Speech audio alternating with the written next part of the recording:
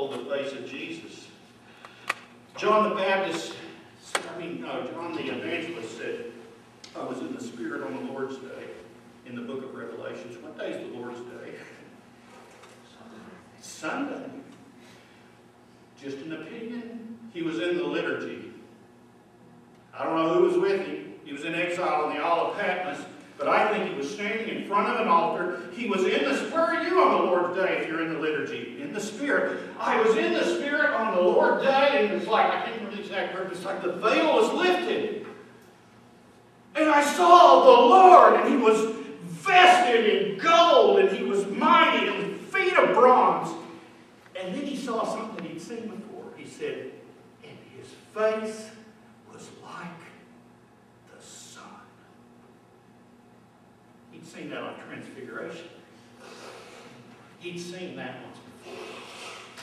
And he'd never recovered from it. And I'm sure to be able to see it again right before, late in life. Paul saw it on the road to Damascus, but he wasn't able to bear it. It knocked him down and blinded him because he was still Saul then, a persecutor of the Christians. But that same light, John was able to look on. Paul the Apostle says, now we see through a mirror dimly. And I tell you, these icons really are dim mirrors. But then, face to face. You know, I don't know. I somehow think there'll still be artistic creativity in heaven, but I'm not sure. You know, we won't need an icon of Christ in heaven, will we? But he wants us to use our eyeballs to apprehend him now in our soul. And in heaven, he will be standing right there, accessible to all.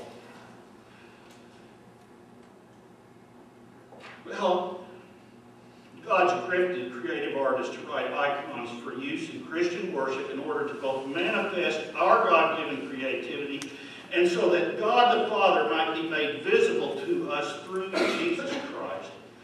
In Christ, our need to see God is fulfilled. I'm going to go ahead and wrap it up. I'm going to leave at this point, and then if we have a few questions. But, you know, Billy Graham, who's much revered in this country, and he's an amazing man. He's as much a unifier. He's not one that goes in and tries to divide. He really tries to proclaim the grace of God.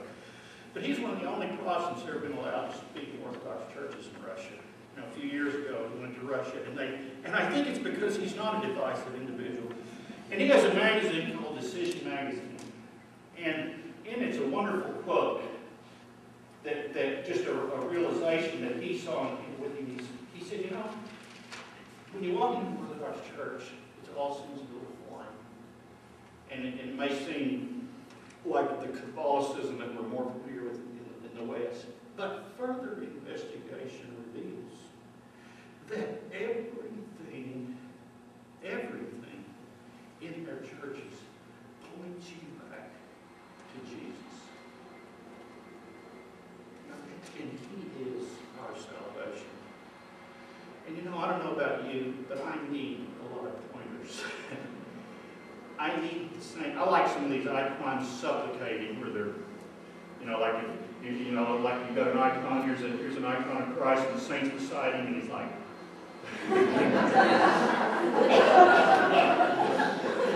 you know, I get that. But all of them are pointing us to Christ. There's so much I could say, but I'm hoping this is obvious.